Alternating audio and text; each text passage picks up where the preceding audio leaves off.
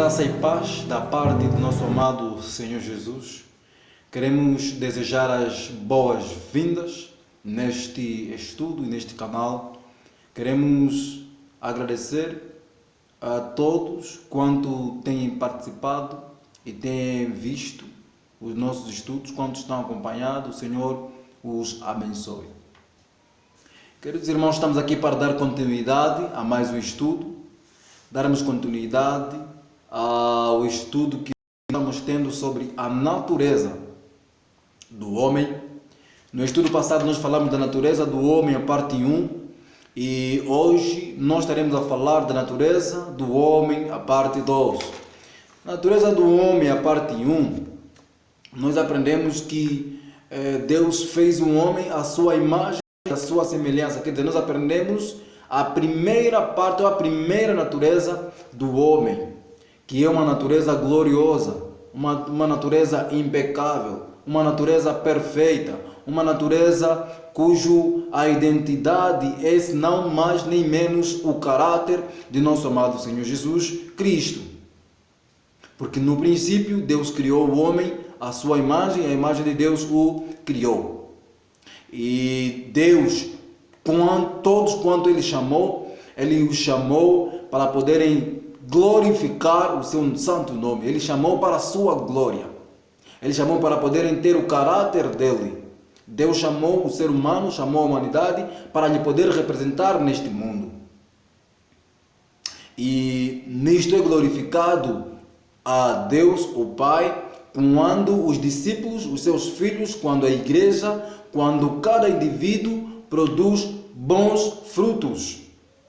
Queridos, hoje nós estaremos a falar da segunda natureza do homem. Nós aprendemos no estudo passado que o homem foi criado numa natureza perfeita, mas que depois ele adquiriu uma natureza, uma outra natureza que não é a natureza que ele havia sido criado com ela. Uma natureza que foi antagônica ao caráter de Deus. Uma natureza que foi uma natureza que teve os comportamentos de poder ser diferente de Deus. Uma natureza rebelde, uma natureza desobediente. E quando nós viemos a pesquisar, afinal de contas, sobre isso, nós temos em conta que, afinal de contas, o homem e a mulher foram criados à imagem de Deus e com individualidades diferentes. Quer dizer, o homem e a mulher, pese embora eles constituem a humanidade, mas foram criados com individualidades diferentes, com capacidade de poderem pensar por si mesmos, com capacidade de poderem agir por si mesmos. Com o livre arbítrio foi criado então a humanidade. Por essa razão em que o homem, por usufruir deste mesmo livre arbítrio, desconfiando da proteção de Deus, desconfiando daquilo que é a autoridade divina, decidiram então usar da sua liberdade e fizeram a libertinagem. E assim deram entrada para o pecado. E do pecado, a morte. E essas consequências, tanto a morte, doença, fome, ódio, rancor, veio por causa da desobediência do homem. E hoje não é diferente. Nós também temos desobedecido, também temos sido rebeldes. E até agora continuamos a viver destas mesmas consequências. A transgressão veio, nesse caso, desfigurar a imagem de Deus na humanidade. A transgressão veio deturpar o caráter de Deus para o homem. Por essa razão que muitos não conseguem compreender como é que no reino de Deus de amor, como é que um Deus de amor permite que as pessoas sofrem. Como é que um Deus de amor permite que as pessoas morrem. Como é que um Deus de amor permite que o mal subsista. Como é que um Deus de amor permite estas coisas? Como é que um Deus de amor permite que os nossos queridos se desafastem de nossa presença?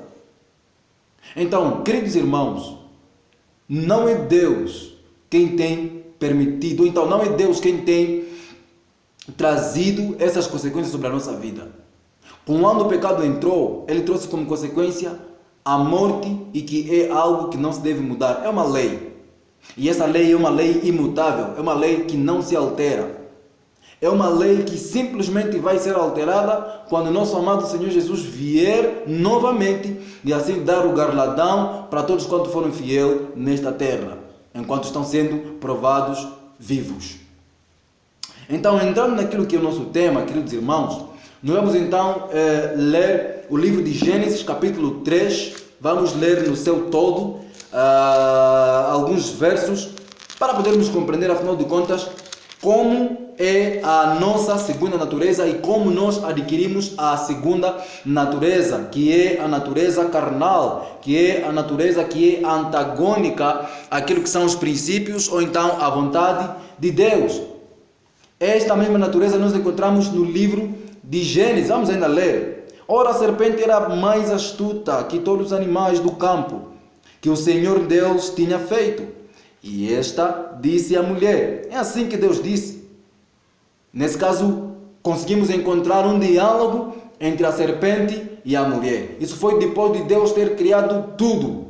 Depois de então a mulher também ser criada da costela do homem. Então, numa das suas passagens, numa das suas passeatas, ela aproximou-se, nesse caso a mulher aproximou-se até a árvore do conhecimento do bem e do mal. E aí, então, a serpente entra em conversa com a mulher. De lembrar que naquela altura, a serpente não falava tal como hoje. A serpente não fala. Era Satanás personificado na serpente que falava com Eva, dizendo o seguinte: não comereis de toda a árvore do jardim? A serpente perguntando.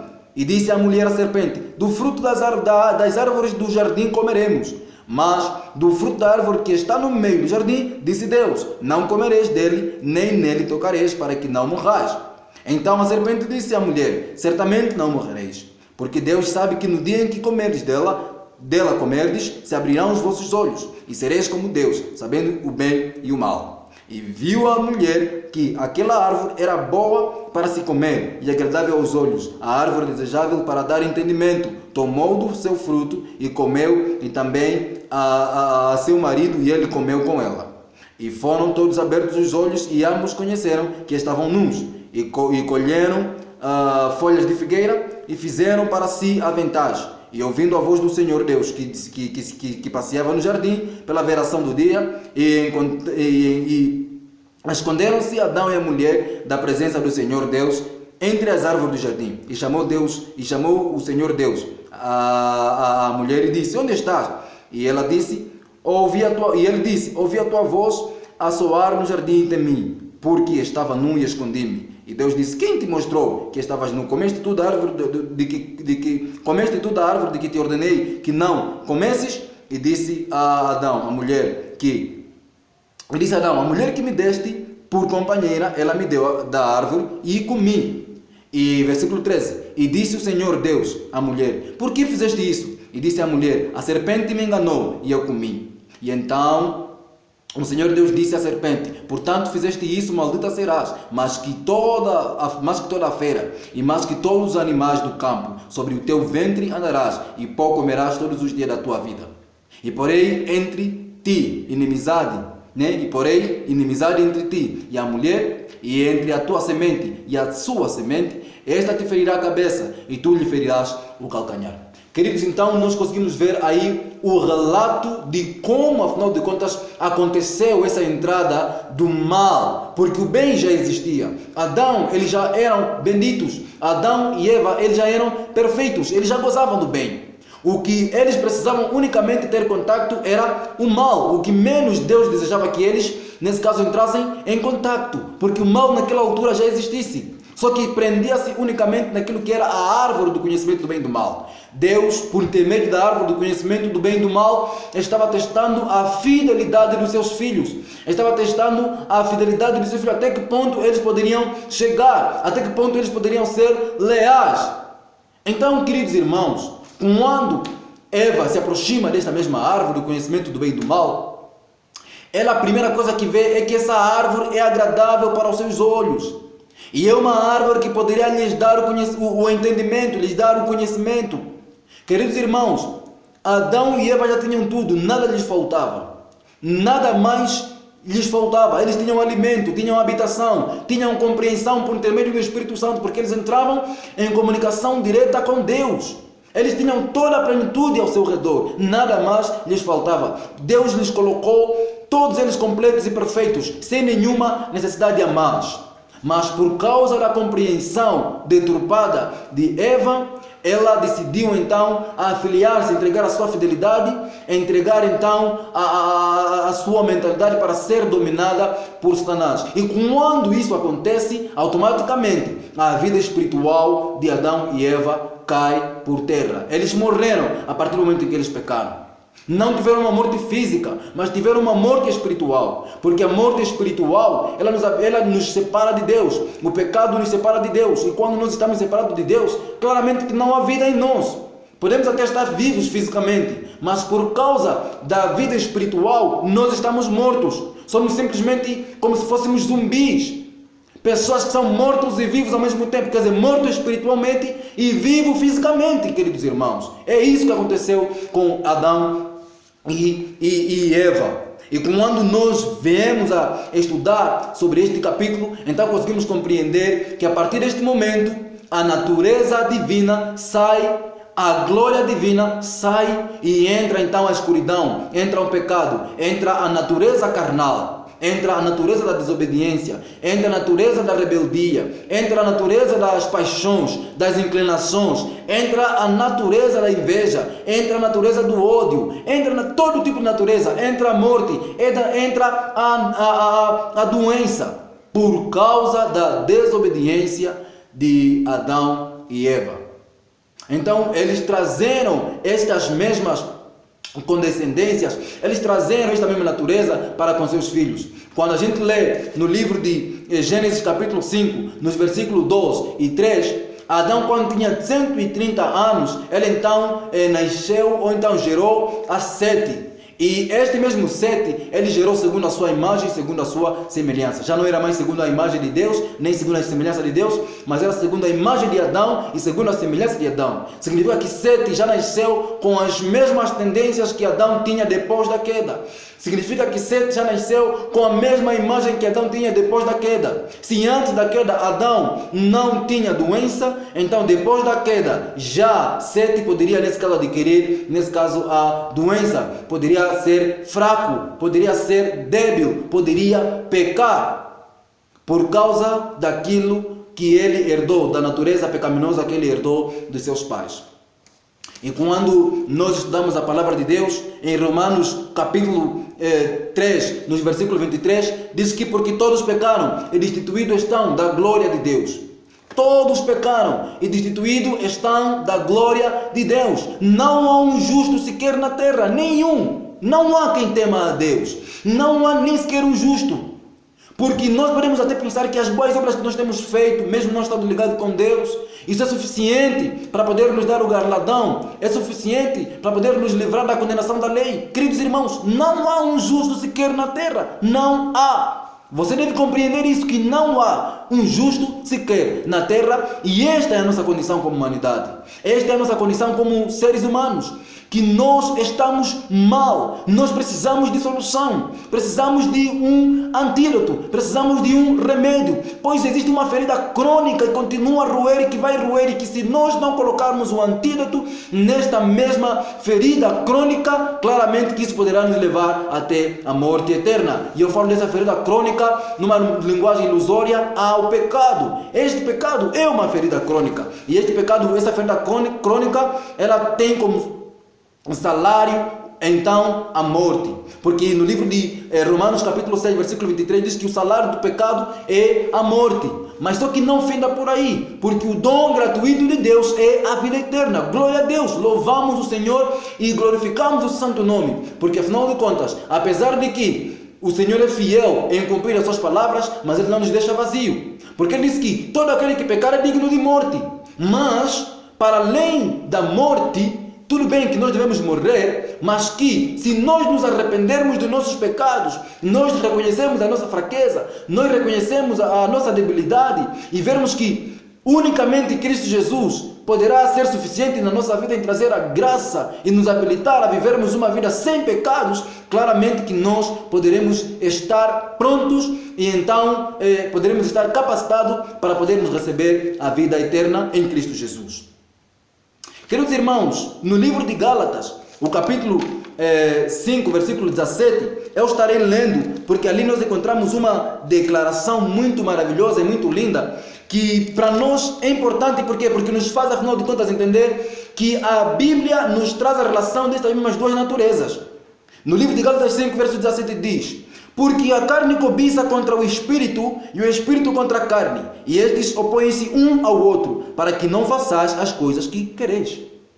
Nós não conseguimos fazer as coisas que nós queremos, por quê? Porque a natureza espiritual conspira contra a natureza física.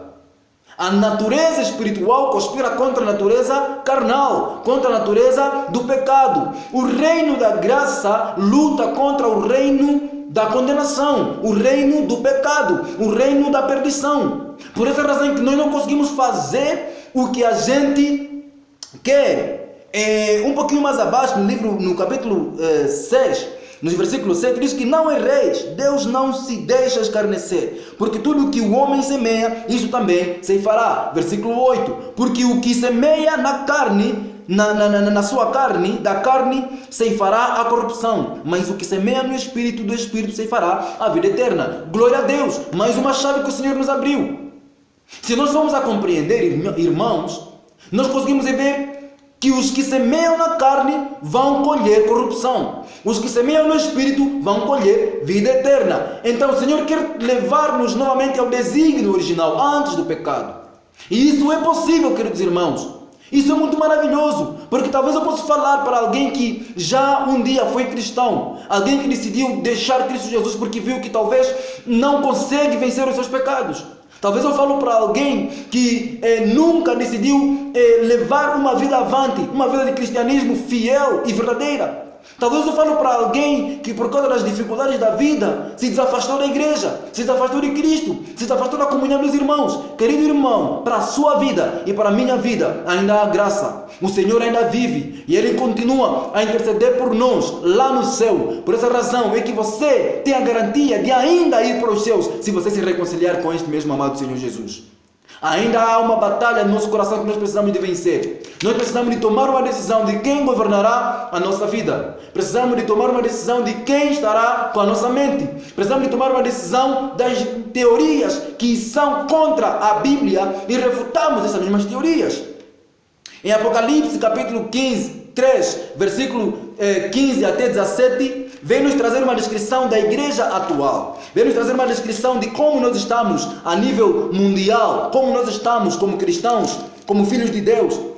Tomando a leitura, começando com os versos 15, diz assim: o Senhor é quem está a falar, o Senhor Jesus é quem está a falar para mim, está a falar para você. Diz assim: eu conheço as tuas obras, que nem és frio nem quente. Quem dera foras frio ou quente. Assim porque és morno e não és frio nem quente, vomitar-te-ei da minha boca. Como dizes, rico sou e estou enriquecido e de nada tenho falta, e não sabes que és um desgraçado e miserável, pobre, cego e nu. Conselho de Jesus diz que aconselho-te que de mim compres ouro provado no fogo, para que te enriqueças, e roupas brancas para que te vistas, e não apareça a vergonha da tua nudez, e que unjas os teus olhos com colírio, para que vejas. Eu repreendo e castigo todos quanto amo. Sê, pois, zeloso e arrependa-te. Sê, pois, zeloso e arrependa-te. No livro de Romanos, capítulo 3, versículo 24, diz assim a palavra de Deus. Romanos capítulo 3, 24.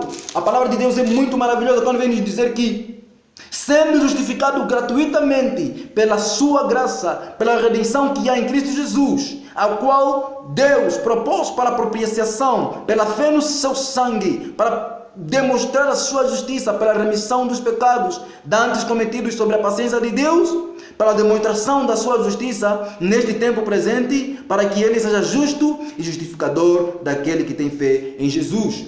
Queridos irmãos, o nosso amado Senhor Jesus, Ele nos está dando a chave de podermos sair da condição que nós nos encontramos. Nós hoje em dia conseguimos ver que a natureza que predomina em nós é a natureza do pecado. Conseguimos ver que a natureza que predomina em nós é a natureza da inveja. Essa natureza ela tem frutos. E em Gálatas 5 nós conseguimos acompanhar os frutos: homicídios, bebedice, glutonaria, falta de temperança, ódio, muitos outros frutos. Queridos irmãos, o Senhor quer nos livrar de tudo isso. O Senhor Jesus, Ele conhece as tuas obras. Ele sabe quem você é. Ele sabe onde você tem falhado. Ele quer unicamente te ajudar. Ele aconselha aqui: compres dele o ouro provado no fogo. Ele aconselha a ti que compres o colírio para que possas enxergar as verdades espirituais. Ele quer que você tenha uma roupa branca, uma roupa de justiça, mas que essa justiça venha unicamente nos seus méritos, porque nós fomos justificados gratuitamente. Receba essa justificação gratuitamente em Jesus, meu amado irmão. Não fique mais muito tempo sob pecado. Não fique mais muito tempo agarrado e escravo de Satanás. Pelo contrário, em Gálatas capítulo 5, versículo 1, a palavra de Deus vem nos dizer que nós somos libertos. Nós somos libertos. Nós fomos libertos por Jesus. E nós não precisamos, nesse caso, viver do jeito que talvez nós temos vivido. Vê o que a palavra de Deus diz. Estai, pois, firme na liberdade com que Cristo nos libertou, e não temeis a colocar-vos debaixo do jugo da servidão. Oh, querido irmão, por favor, eu peço-te em nome de Jesus Cristo que aceitas esta mensagem, aceitas esta repreensão. A justiça de Cristo quer imputar na sua vida. Você precisa de acreditar, você precisa de aceitar, mas isso tudo depende de você. Só você é que tem a autoridade de decidir quem vai governar a sua vida. Talvez eu falo para alguém, para os que nunca se entregaram para Cristo Jesus: este é o momento de você se entregar para Cristo Jesus. Eu não sei mais o que você está a esperar. Não sei mais quais sinais você quer ouvir. Não sei mais quais sinais você quer ver. Nosso Jesus, Ele jaz às portas. E Ele ama tanto a você. Eu sei, talvez você olha para você e veja que não, eu não deixei ainda meus pecados, não, eu ainda tenho pendentes por fazer, eu ainda consumo drogas, eu ainda consumo álcool, eu ainda consumo tabaco, eu ainda sou viciado em pornografias, eu ainda sou viciado em filmes, eu ainda sou viciado em mulheres. Oh, querido irmão, é de você que o Senhor chama.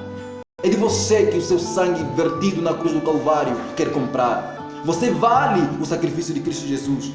Talvez eu falo para aqueles que deixaram de seguir a Jesus já faz tempo, para aqueles que viram que pelas dificuldades da vida não querem mais se aliar a Jesus Cristo.